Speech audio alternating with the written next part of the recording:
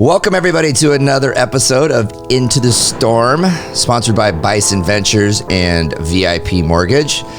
Thank you to our podcast engineer over here, Trey, my nephew, and my sister over here, Trisha Madrid, who does the podcast production. She will be chiming in, as Courtney said. So, so we're going to welcome our guest to our 48th episode. We just decided, and that is Courtney Crowder. Thanks for having me. Bay Equity. Yeah. Cheers. Yay. Claps. Trey. Come on, buddy. You got. Hey, there you go. He's not. He did so good the first time spontaneously. So Courtney and I, obviously, we were introduced originally from Kyle Sebastian, who works here with us. So, but we have a new relationship with a brokerage in town, meaning Bison Ventures does. Yeah. But a long-standing friendship with North&Co, and Courtney is our counterpart over there, along with Tom Mason with the Fairway. So and Chad. Chad Smith. Yeah. Sorry, and Chad Smith and Kent Nielsen with VIP Mortgage. Yeah. So wow, that was a mess up there. So, sorry, Chad. But that was an obvious one.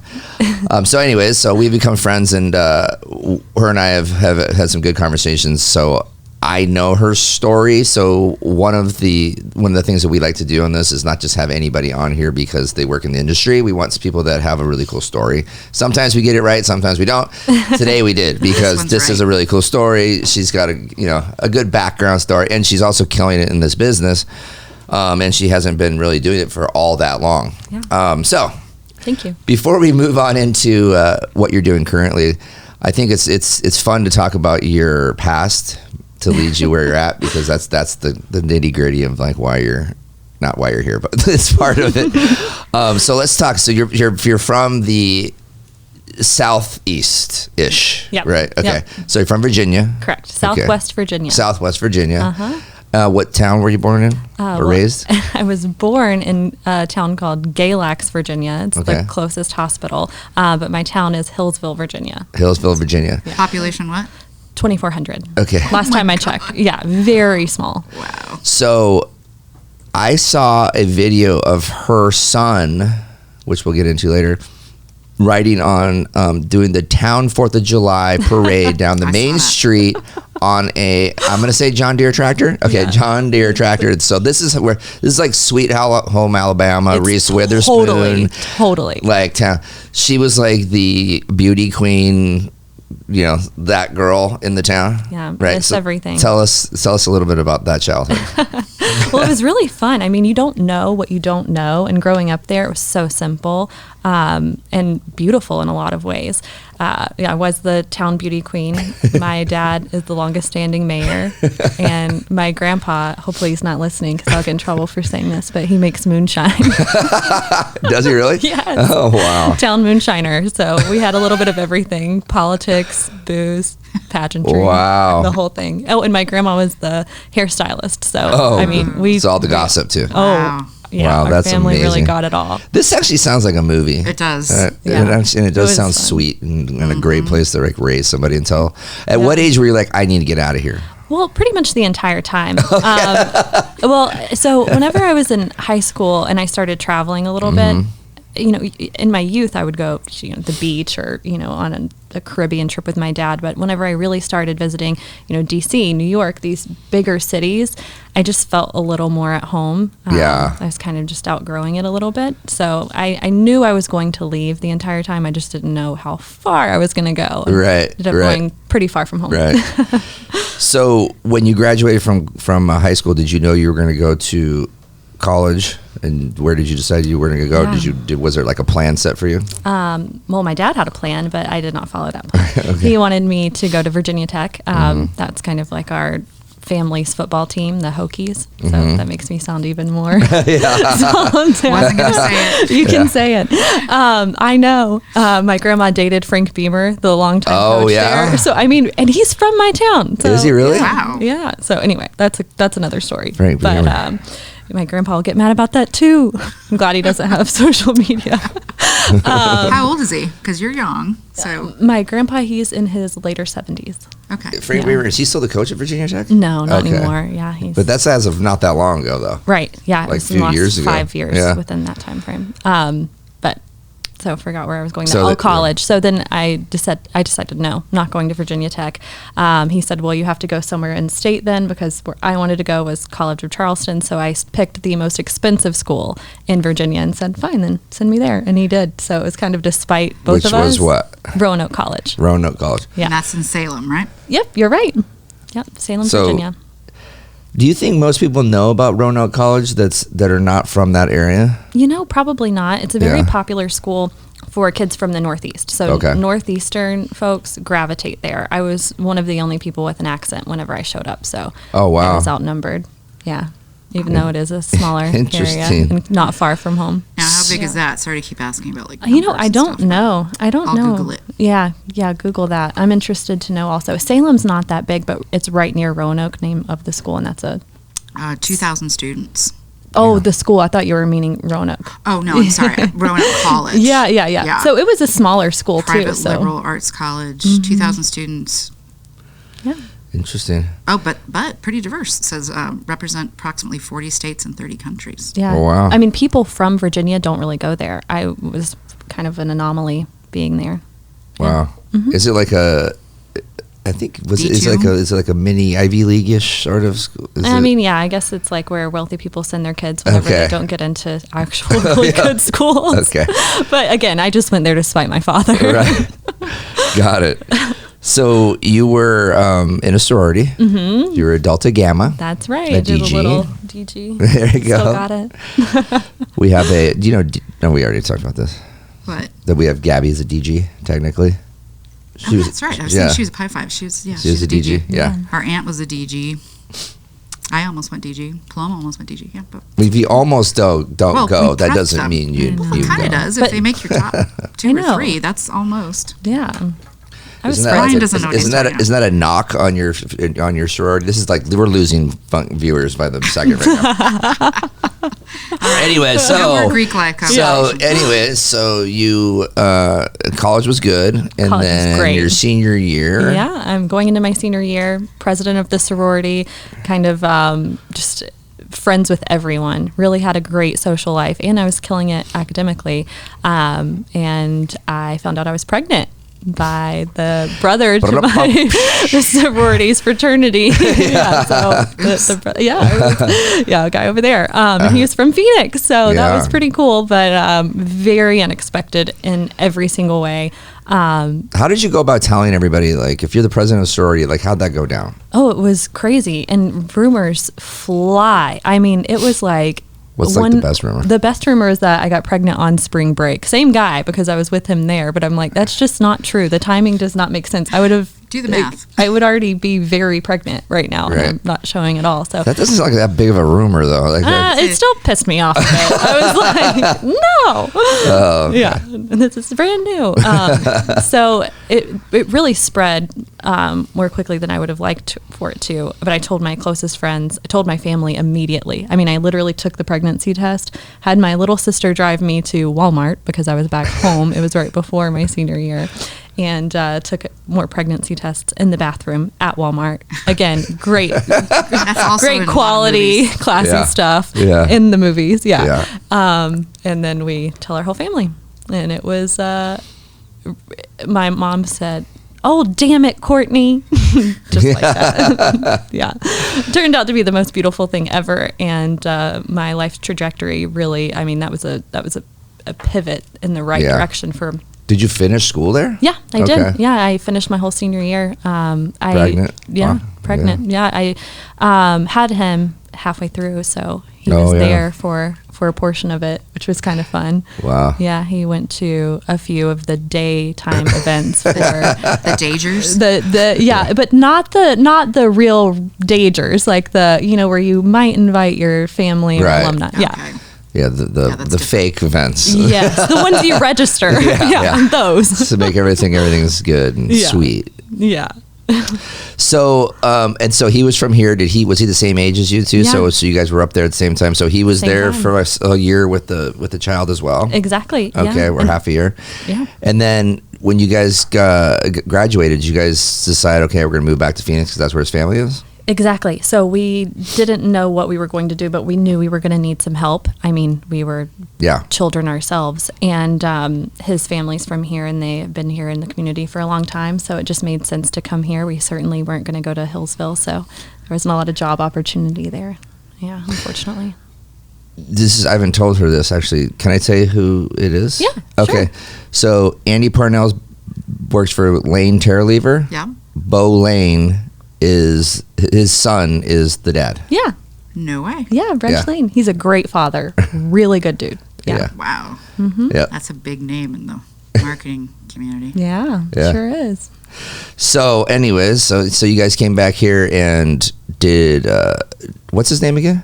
Reggie? Reg. Yep, just Reg. Did Reg go to work for Lane Terralever? Or how at some point later in our marriage, but he originally went into sales. And he was doing great. And then I actually was afforded the ability to stay home after a little while, which was really cool, especially since we were so young. But then he wanted to do kind of a career pivot and work for them, later on. And then I started in marketing actually for that company, and then ended up going into mortgage. So it's pretty cool. So did you get married here, or did you get married back at home? At the Phoenix Country Club in the Lane family's backyard. Had to keep it somewhat country, Yeah, exactly. Yeah, and my grandpa brought moonshine from Virginia to the wedding. God, yeah, that's awesome. Everyone, that was their favors. Do you chase it with pickle juice? No, so it actually tastes pretty good. That's the crazy thing. Really? It's made from sugar, which most alcohol is, and it's quite sweet and delightful. You don't need to chase it. It's not overly sweet either, though. I don't know. I guess I need to probably get some and bring it back. We should try some. Yeah, I'll come back for another Kyle, episode. get some moonshine.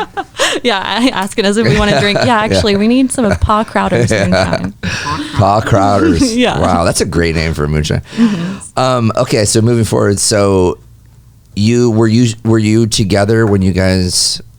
When you decided to start the mortgage business, or were you? We were. I kind of started in the business towards the later part of our marriage. He helped me quite a bit in getting involved in mortgage because I had zero experience. What made you want to do it in the first place? So when we were when we bought our first house, we didn't know what we were doing. Yeah. When we bought our second home, I was much more involved. And I was having a conversation with our loan officer, and I'm like, I think I want to do your job. He's like, absolutely not. No one wants this job. I'm like, I actually really do. So one thing led to another, and I finally found someone who was willing to hire me with no experience. Yeah. Did you get hired as a loan officer, or just like in processor? Okay. And I worked to get my license while I was working in processing. What year was this? Oh gosh, 2017. Oh, okay. Mm-hmm. See, not that long ago. Not that long ago, really. Yeah. But I was licensed pretty quickly. And moved up in that company pretty quickly because they would hire a lot of inexperienced people, which was great for them on their payroll books, but not great for them when it came to, having proficient employees. So I ended up managing their relationships. I was the realtor relations manager, and that was really cool for me because I really got a grip on what agents want. And so then whenever I left there with one of my girlfriends and we kind of started our own thing, I knew the whole front end. She managed the processing department, so we had one of us for each side. So you guys moved into did your little brokerage? Yeah, brokerage. Yep, exactly. Our own little brokerage. Do you still keep in contact with the agents that dealt with you in your first houses? Some of them, yeah. Really? I mean, it's crazy. Yeah, I still have some of them that call me. I actually work with one guy, Max. He's been my longest standing realtor. Partner? Yeah.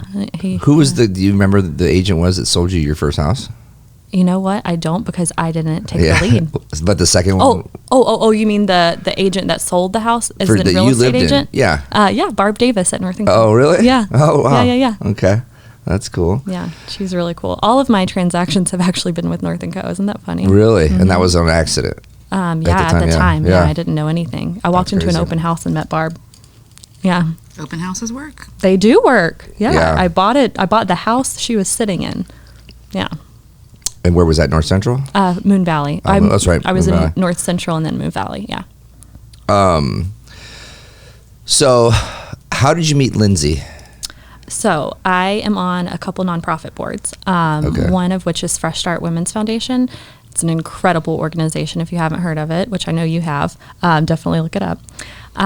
We were in a board meeting. She was a new member. We went around the table and introduced ourselves, and she said she was a real estate agent, and I was like, oh, I should meet her. And then she's like, I just got married for the second time. And then I'm like, I really need to talk to her. Were you going through a divorce at this time, or you already No, I was just honestly thinking about it. Yeah. Like, literally hadn't told my friends, like the closest people in my life. And then there this gal is who I didn't know at all. And I took her to lunch and sprung it all on her and didn't talk to her really about real estate that much at all. It was all about, how did you do that? And she recommended some books and kind of talked me through the process. And next thing I know, I was doing it on my own. That'll forge a bond. Yeah, it really did. It truly did. That's cool. Yeah. And it's turned out to be a good bond, too. In many ways. Lindsay is an incredible human. I mean, even my 30th birthday party that I just had in November, she took it by the horns and planned the whole thing. I saw the video. Isn't it cool? That looked like a freaking, like, wedding. It was, like, next level everything. That's what you get when you're best friends with Lindsay Fricks. She is baller. That's awesome. Yeah. Just a caveat too, Reg. So she said he's a great dad and everything, but I've never heard anybody say anything bad about this guy. Truly. So this is a true testament of, like, sometimes things just don't work out, right? Sometimes it's like you're just not meant to be, or you meet too young or whatever.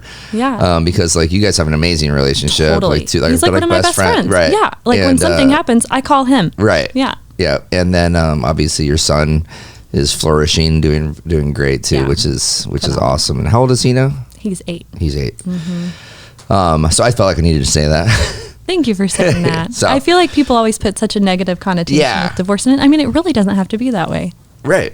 Yeah. So was Lindsay already over at North&Co when you guys started talking? And so give us this whole, like, background story. She was with Goddess Homes. So yeah. And we always, I don't even know what that is. I don't even know what that is either. I mean, I've heard of it, but they're smaller, but the name is actually the broker's last name, but it just sounds funny. Yeah. Whenever you're like, oh, I'm Lindsay Fricks with Goddess Homes. Yeah. So anyway, she ended up going to North&Co from there. She's only been those 2 places. But she was brand new. I mean, really, we grew up together. I wasn't as new at that point. I had a little more tenure. But I certainly didn't have the business I have now. So it was really cool for her to kind of grow with me in this. Okay, so you work with Tom Ross at Bay Equity. So did she broker that deal? She totally brokered that deal unintentionally. I was looking to leave the broker space for multiple reasons and go work for a lender. And she was like, you have to talk to Tom Ross. I was interviewing with dozens of other people, kind of trying to figure out where I was going. She's like, no, you have to talk to him. He says, I'm not hiring, but I'll talk to you. So we sit down, we just talk through numbers and what I'm doing and how I do it. And he's telling me a little bit about his branch and what they do. And he eventually is like, well, why don't we do this together? And I'm like, I thought you'd never ask. So now it's history. He's on sabbatical right now and I miss him, but hopefully he'll come back soon. Another great human being. Super awesome. Really and he's actually doing something really cool. And, you know, it's not for everybody, but he took a year-long sabbatical to go just, like, find, like, his own spiritual journey, so to speak. Totally, yeah. A little Brian Northish.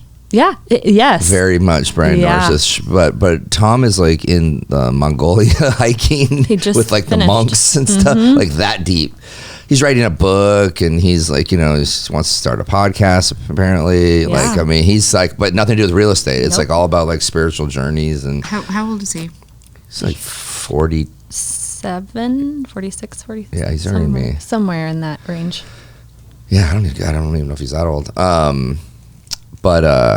So he's still, and he's coming back soon, right? Maybe December, like, one day. We think. I'm just kidding. He commits. He commits to me all the time. Like, I'm moving to Mongolia. His wife would murder him.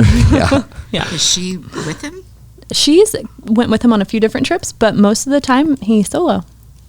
Yeah. And he's been home intermittently too, so it's not like he, like, abandoned his family. Yeah. So, so when Lindsay brought you over with Tom and then you guys started working together, Lindsay was still just kind of getting ramped up. She was really hitting her stride at that point because Okay. this was right during COVID. It was July of 2020 whenever I went over to Bay Equity, and that was a baller year for Lindsay. I mean, really a great year. So she was just hitting that stride. But what is it that she was doing, you think? That, like, how did she get so busy so fast? She's very thoughtful.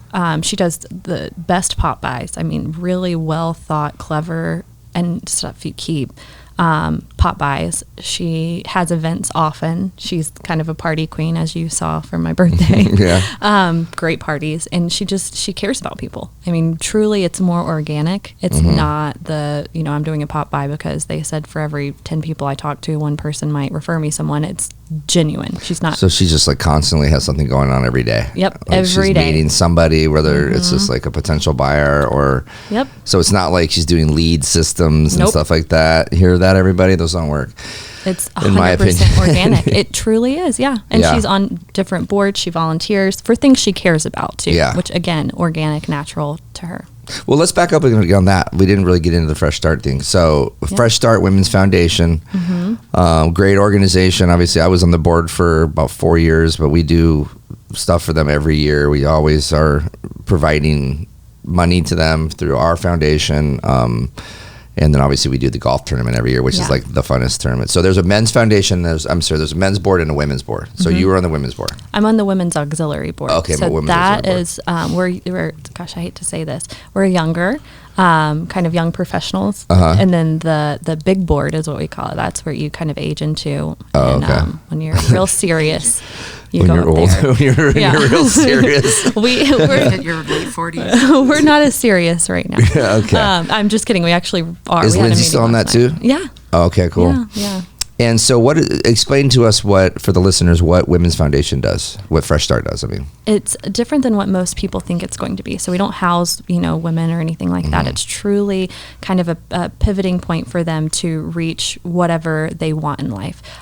So some women come whenever they're leaving domestic violence relationships and they're looking to kind of start a life on their own. They need career coaching. Sometimes they need legal help if they have children and they're trying to either get custody of them or, what have you. They really have something for every woman in need. Clothes even for like interviews. Yeah, They've everything. got like a store. That's how it basically actually there. started, was prepping women for job interviews. So they would kind of make them look the part whenever they weren't quite there in their, regular lives. So that's how the whole organization started. And then now it's just become something phenomenal where they really provide education, support resources legally, professionally, personally, the whole thing. Yeah. I think that there is a misconception on like it's for like homeless people or Totally. it's coming out Everyone of like thinks that. hiding and out of prison. It's like there's like a lot of like really just normal people that are living a normal life that just maybe are in a tough spot. Yeah. And or like somebody that's now deciding they want to go back to work or Yep. they just got a divorce. And to provide the opportunity for those people, you see the people flourish, and they've got a great staff there. It's a cool organization. So if you haven't checked it out, check it out. Yeah. They have a golf tournament coming up because I just got the email. And we have a what are you going to sponsor? Wine, Women, and Shoes event coming I up love that September. event. Do you go? I went last year with Sasha from Scout Guide. Oh Yeah. She my invited goodness. me. Oh. The stories So were fun. very inspirational, and the fashion show. Andy Parnell was a model. Yes. Yeah, that's I was right, going he to say that a was. second ago. I'm like, I don't need that. But yeah, Parnell. Andy, he's Yeah. always I have involved. photos. Yes, Yep. he's always involved. In That was the committee Lindsay and I chaired last year, the Shoe Guy committee. Oh, really? Yeah. Okay. Good Yeah. job. Thank you. That's funny. All right, so let's go back to the North&Co situation. So I'm just going to say this. So we have, now there's 4 partners, but there was 3. VIP has Kent and Chad that they've been there for a long time before you obviously got there. I mean, Kent might have been the very first partner they had. And then Tom Mason, or it might have been Tom Mason with Fairway, and Tracy Tucker's with him. And then you're with Tom Ross, and you have Stacy, Jonathan. So the numbers wise, I'm not going to say exactly, but Courtney dominated that heavily. And you were the newest person to the business. Okay. So let's talk about why you think that was. I'm going to say one reason I know for sure, because Lindsay had a killer year. Oh, yeah. So you did a lot of deals with Lindsay, but totally did. you did probably like 7 times the business what most people did. So, Holy cow. so that's not just Lindsay, right? So, so talk to us about like how you like kind of like maneuvered yourself through there when you got into North&Co and how you've just sort of like just prospered so well. Well, I really think I kind of just found my people. I say that quite often. The North&Co community is really cool. It is kind of unique in the fact that it can feel, I don't want to say this word, but cliquey, because there are multiple friend groups inside of there. Yeah. But I just really found my people. And then I feel like I've performed for them. There was a gal that I'm really good friends with recently that just said, I just stuck with you after I tried you because you were the best one, not just because we're friends. And so I think my responsiveness with them definitely plays a factor. And then just really finding people who, ebb and flow with me. We get each other. We're in kind of the same chapters in life. It's good. So you do your own business development. Correct. Well, Stacy helps me with things, but that's the majority of my job is business development. Okay. Yeah, because you definitely seem to be the owner of those relationships. At least according to social media, that's what it looks like. You're genuinely friends with a lot of these people. We are genuinely friends. Yeah. I had someone very close to me pass away at the beginning of the year, and those were the people that were there at my doorstep with food and a shoulder to cry on and, were comforting me. Those were the people. So they are my legitimate friends. Yeah, I feel the same way about a lot of people at the brokery. It's very special. It is special. Yeah. It's fun to work with people you actually genuinely like too. And you're not like looking at your phone like, oh, I don't want to answer this. Right. Yeah. I mean, it takes a lot of people, many years to figure that out, that you're really going to be, your business is going to be successful based upon the people that you work with and your relationships with them. And if you decide you want to be friends with those people, it makes it even better. Yeah. Right. And there's not that many industries where you can do that. Yeah. And so there's the positives of this industry. There's some tough ones as well, some negatives, but you being in that office obviously allows you plenty of time to be around everything and everybody. Do you have a lot of like walk-ins? Like people just like walk in and ask you questions throughout the day? Oh, yeah. I mean, people will come in, they'll have, a file blowing up with another lender and have questions, or they'll have someone in a really unique circumstance and want to ask, do you think this is even doable? They're about to, rent. Should they just buy? Yeah. I had that, someone has $15,000. Should they buy a house? That's all they have. And, you have to navigate that with them. Yeah. So how often are you at the office, at North&Co's office? I try to be there every day, honestly, because I don't work quite as efficiently from home. But of course I have meetings and things, so I'm not actually there 5 days a week. I would say at least 3 to 4, though, certainly. That's a commitment. I wish I had more time to spend. Well, I have at the brokery. I have a desk there. I have an office there. Like so their office is there. Yeah. Like literally their office. I've been to the office and I've seen the. Yeah. It's so like they don't even have this structured. Like Tom goes to that office. Yeah. Jonathan goes to that office. Private offices with doors, signage, the whole nine. Yeah. Yep. All of the compliance stuff, everything. Yeah. Right. But that is a unique spot to be in, and obviously, and to have the relationships that you have there, it's really good.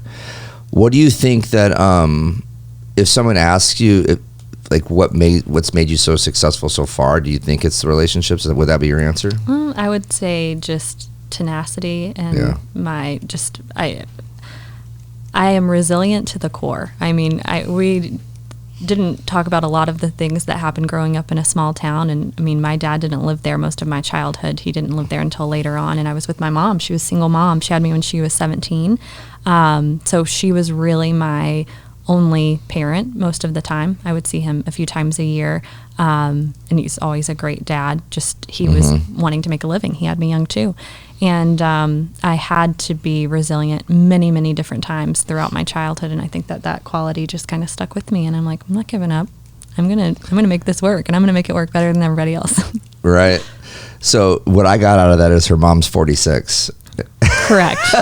I'm 48. My mom's 47. 47. Yeah. So she's a year younger than literally me. be my daughter. I mean, like legit. I'm older than Well, your if you want to adopt grandmother.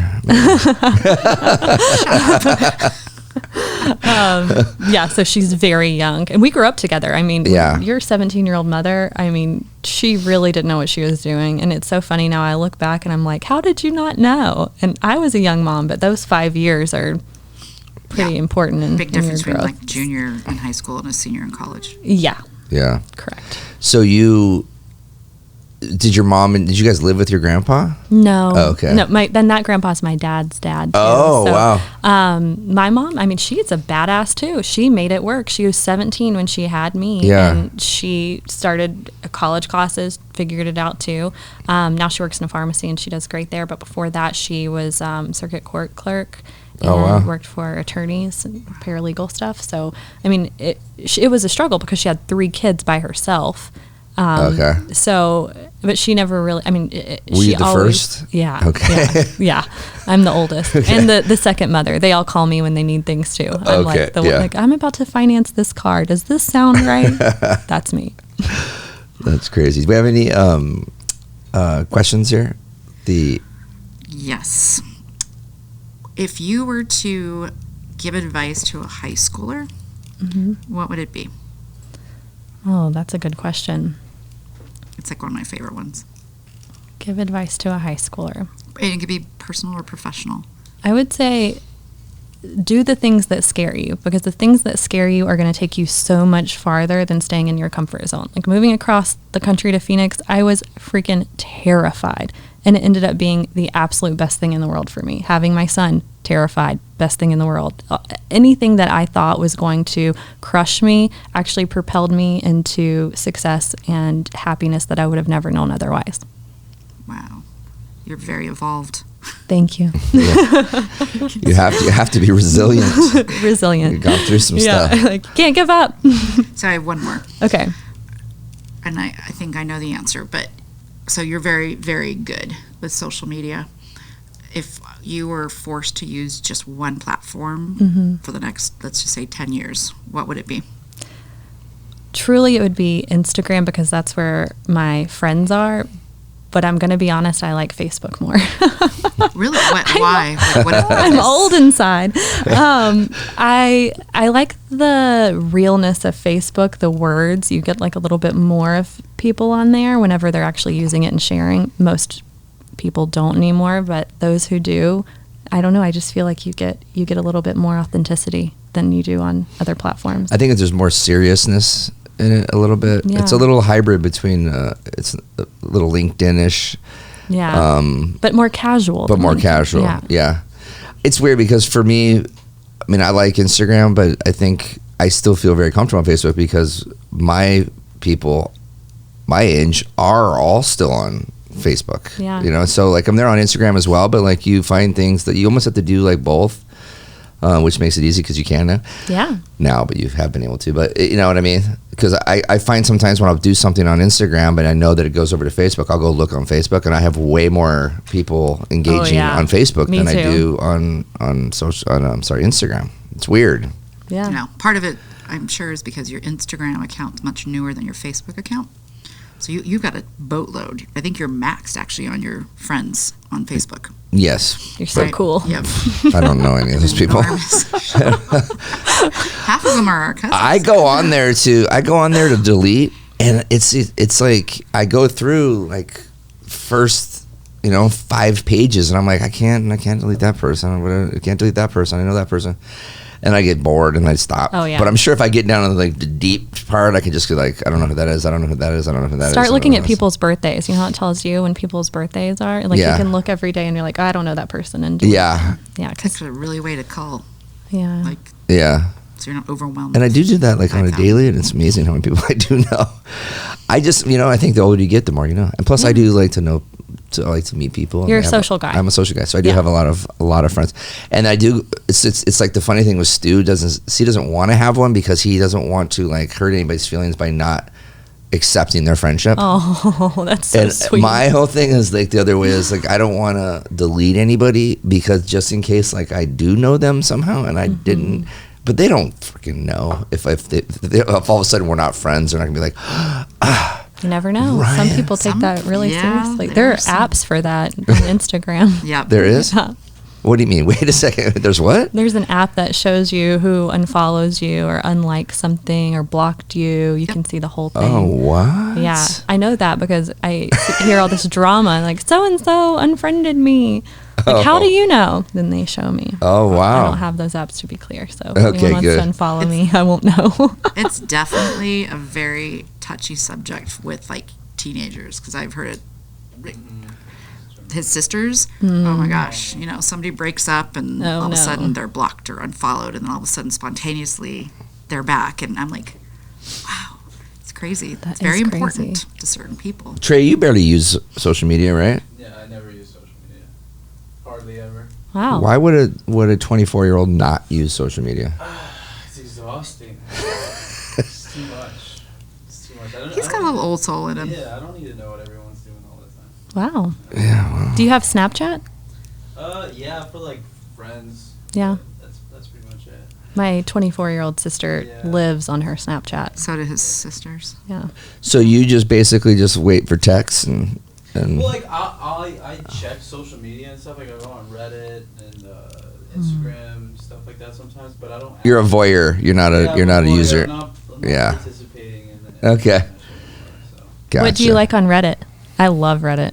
I mean, I'm in a bunch of like, let's see, what's a good subreddit? It's just like a lot of like technology news stuff. You're way smarter than me. That's where I'll consume like a lot of news, because I don't like go to a lot of traditional media, so I'll go on Reddit or I'll go on one of the forum sites. The irony, a person who consumes news and information about technology isn't on social. That is interesting. Well, also the irony, but shush. the person who runs social media just posted her first post like ever.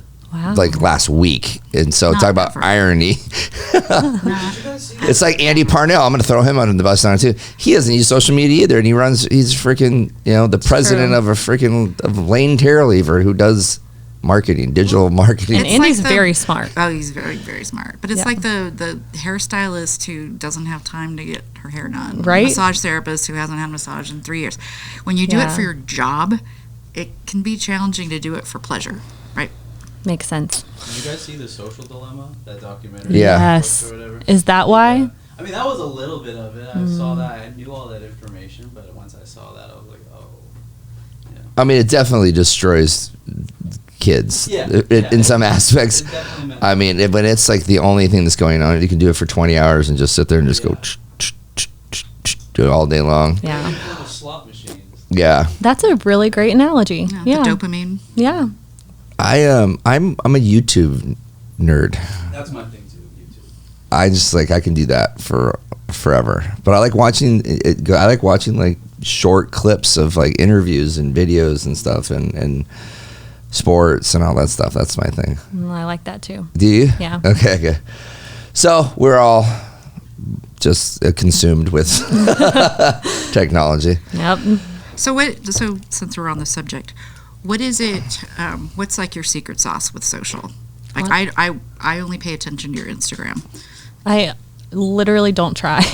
I just post things as they're happening organically. Yeah, just like whenever I'm doing something, I post it. Whenever I go on a trip with my son, I post it. The only time I've really ever tried hard with content was whenever I hired my girl Stephanie Ringleb to take some photos of me. And that felt a little more businessy, but other than that, it's just really kind of a peek into my actual life. So you're very comfortable being vulnerable. Yeah. Yep. Is Stephanie the one who does all the North&Co photography? Yeah. Yeah, she's very talented. Very talented. Super sweet too. That's what I hear. Yeah. Okay, good. It's turning into a sweet festival. Oh. Okay, so do we have anything else that we want to ask before we wrap it up? Yes. One of the topics that Courtney and I discussed that I think we should address is being a woman in this industry. Oh, yeah. There aren't many of us. Let's chop that part up, Trey. This is important. So this is actually a great topic because we've talked about this before too. One of the things that you really you're gravitating towards is like females in this business and having a female sort of like vibe and brand and so to speak. And that's who I am. Again, naturally, I am. I mean, look what I'm wearing. Says the one. I am literally a girly girl to the core, which is very different than most successful lenders that are producing their own business. You can see a lot of business developments and things like that, but a true female lender, we're rare. It can be tough because there's this level of, not being taken seriously. I feel like I have to try twice as hard. That whole. Because you also look young on top of being female. Yeah, and my picture's in my email, so you get to kind of see who you're talking to.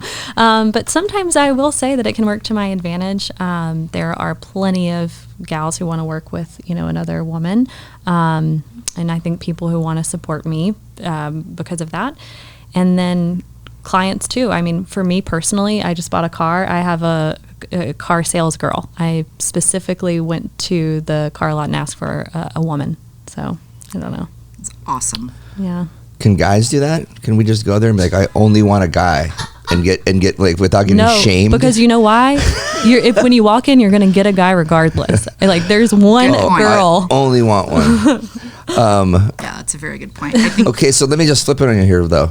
So how many females that are realtors versus how many males versus females? I mean, it's got to be the ratio. It's way more dominant female. I would have to guess it's 70-30, but I don't really know. I looked at my business recently, and I'm right at 65% of my tried and true real partnerships are female.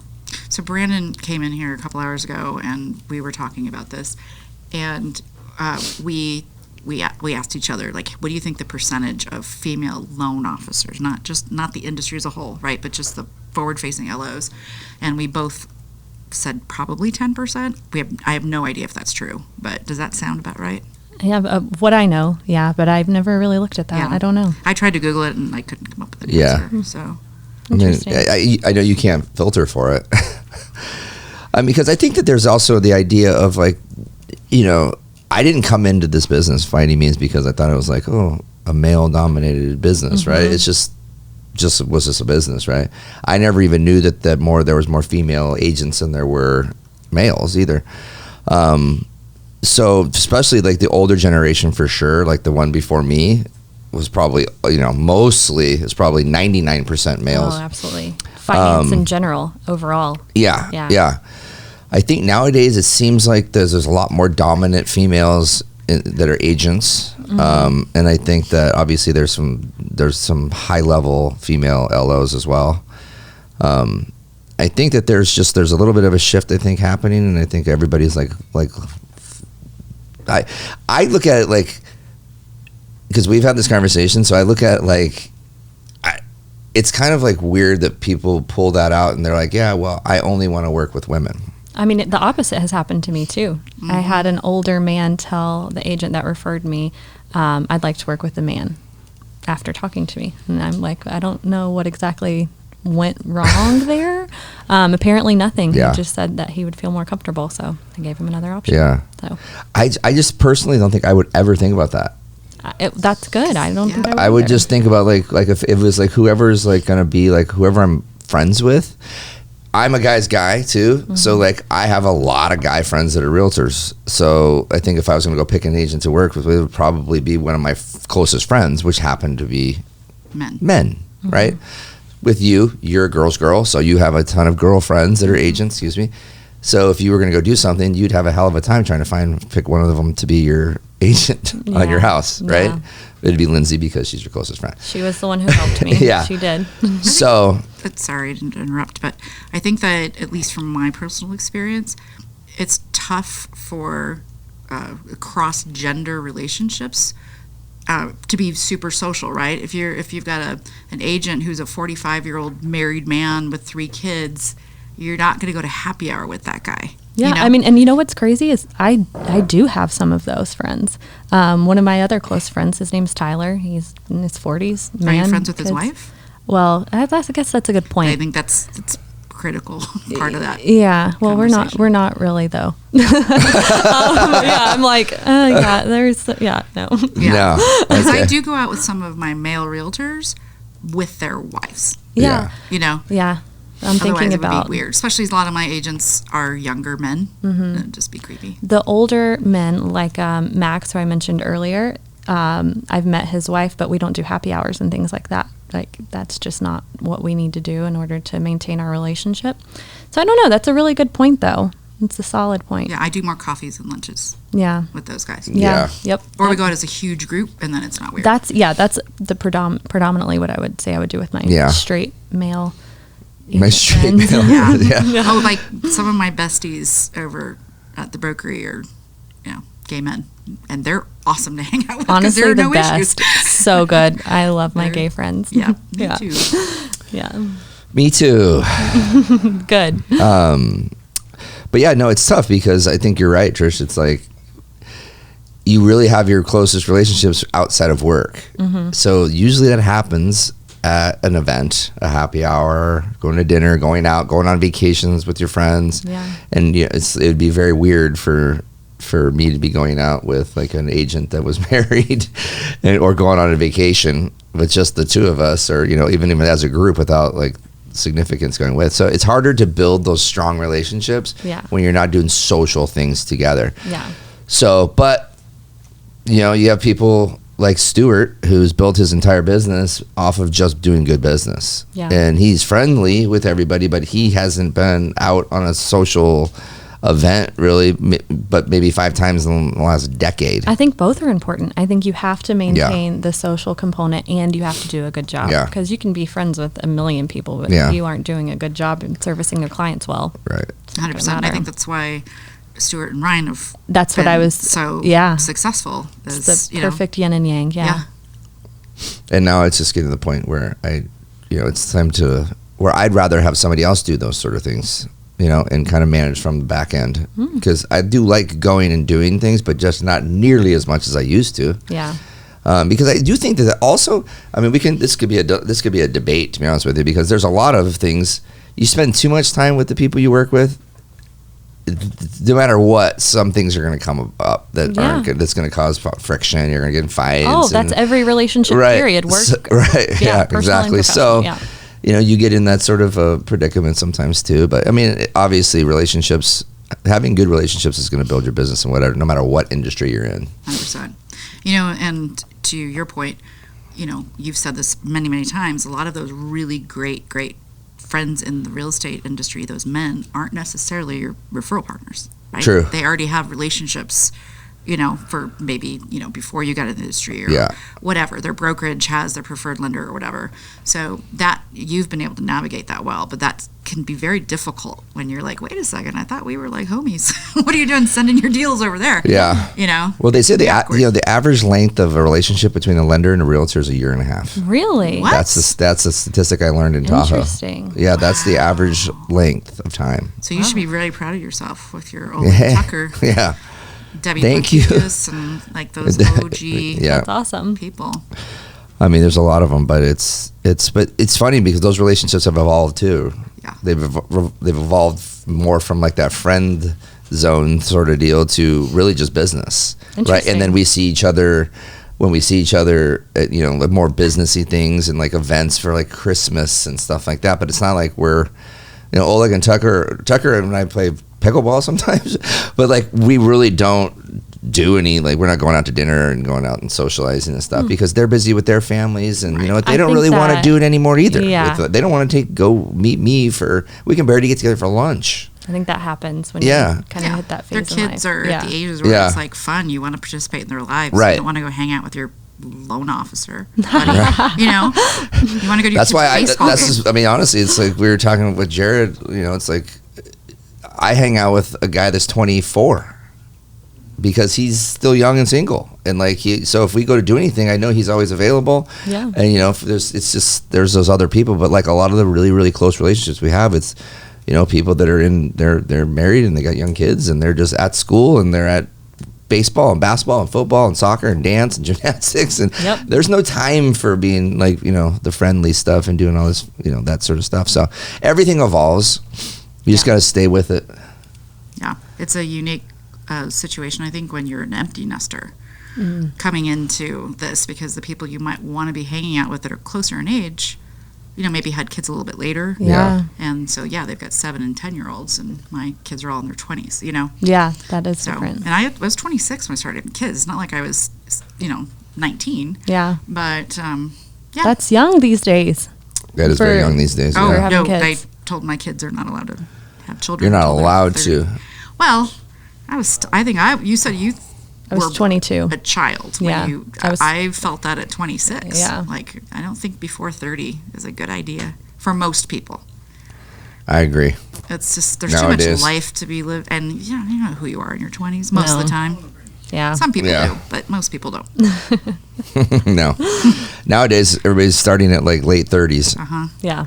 But you know what? A lot of times, those same people are like, oh, man, you're almost done. Like, your kids are almost gone. Oh, yeah, they're That's jealous. so awesome. Yeah. Yeah. And they're like, oh, it's so easy. But it never gets easy. I'm going to Never be gets 40 when Tucker's out. easy. Yeah. Yeah. I know. So that'll be fun. That's the same with It'll be sad, though. Lana. I mean, same thing. She'll be 40, which is good. So I'll be an empty nester when I'm 50. That's still young for an empty nester. Sure.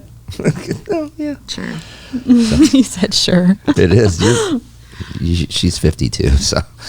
I'm 51. Oh, you're 51. And I became an empty nester at 47, 48. Oh, did you?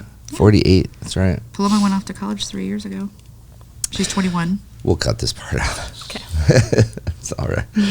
All right. So let's reel it back in here. So, Okay. So how do we want to reel this in? So what You are we guys going threw to me. do? Sorry, the whole female thing. Golly, Jesus. Yeah. I can throw out a rapid fire question and let you collect your thoughts.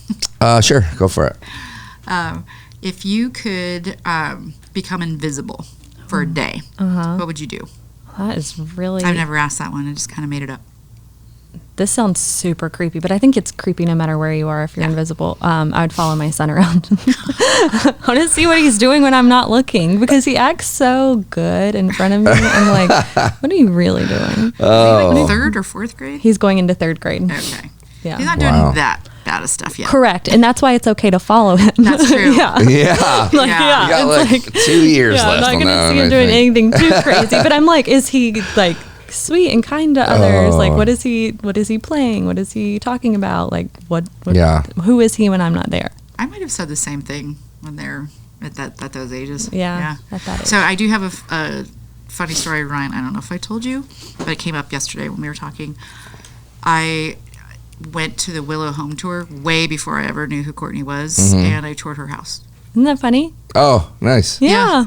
So we Yeah, met then. And so, because like, she looked familiar, and then I found out she lived in Willow, and then I remembered Why was your house on tour?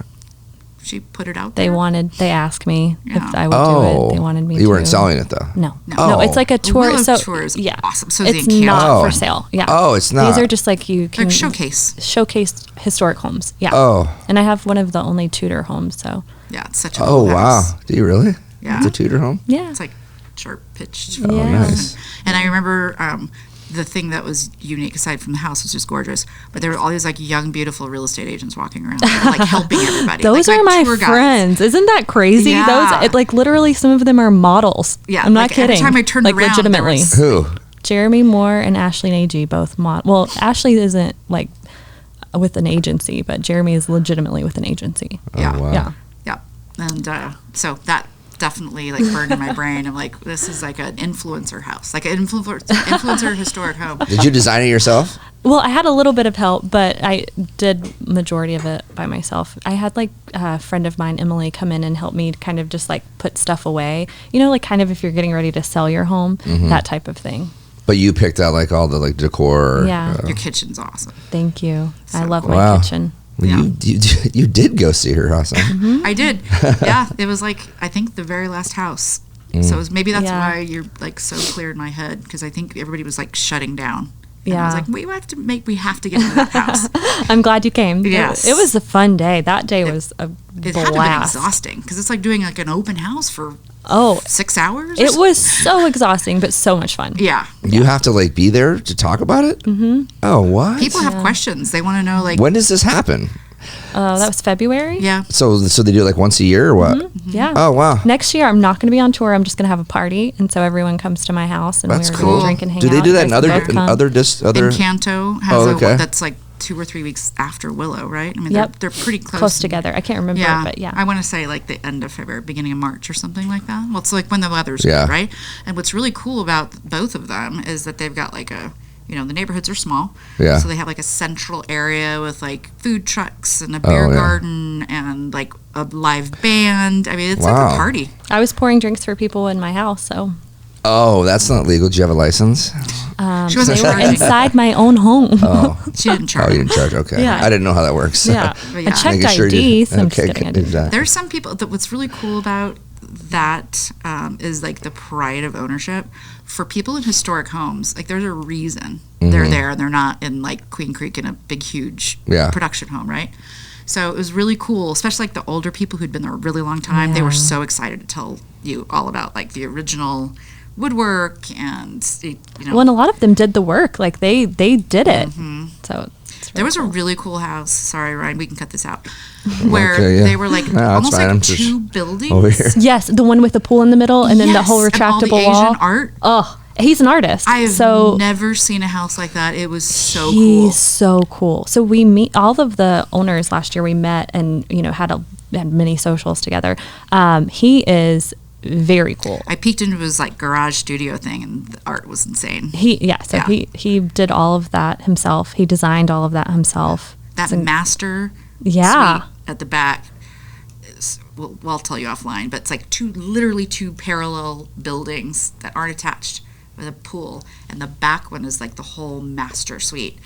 It's like a courtyard that's Oh, yeah. It's really so cool. So you have to like walk through the garden to get to the other That's side the of the only house. thing that I was like, if it's late at night, and it's hot. and you go to the and kitchen, maybe that might be- cold and like. but I would totally live with it.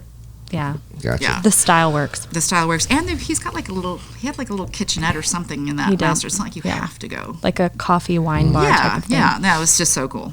That was Well, to wrap up the Willow District podcast and Delta Gamma. So all right, so legitimately, we're gonna wrap this up now. Okay. we're under an hour. Yeah. So, well, thank you so much for coming. Thanks for having me. Absolutely. I appreciate it. I loved to hear your story, and I knew that this was going to be a good one as far as like digging down into the nitty gritty. And I'm glad we got to talk a little bit about your story because it's super cool. you. I love seeing the picture of your son and your grandfather on the John Deere tractor going down through the 4th of July. It was like straight out of a movie. It totally is. So again, thank you to thanks Trey, thanks Trish. Trish was very involved in this one. Yep, which thank is you very I'm much. so excited. Yeah. And thank you again to VIP Mortgage and Bison Ventures for having us here in this awesome studio, which is going to go through a little bit of a remodel here soon. So that's going to be exciting. Within like the next week. Yep. And then from there, we're going to start ramping up, and we're going to have some people start using the studio to do their own podcasts. So we're Wow. offering that service up. And as you guys all know, we are into the storm. So follow us on all the social media platforms. Please like and subscribe to our YouTube channel. If you, and especially Courtney, when this comes out, we're gonna have different little snippets we post, and we want you to share those. So share with your friends, share with your family, because we need some more engagement. And we're gonna be ramping up this and doing some more and more things. It's gonna get better and better as we go. So we're excited about that. So Bison Ventures is a mortgage company. Informed mortgage lending is our motto. So we are hiring. So not Courtney, but we are looking for the right people to come over and join our family. So if you are interested in joining the Bison Ventures family, or VIP Mortgage at that, please reach out to me on social media, Instagram or Facebook or LinkedIn. And other than that, thank you all for listening. We really appreciate it. And thanks again, Courtney, for having us, or for us having you. Yeah, thank you for having me. Thank you for coming. It's been great. And we will talk to you all later. Thank you. Bye.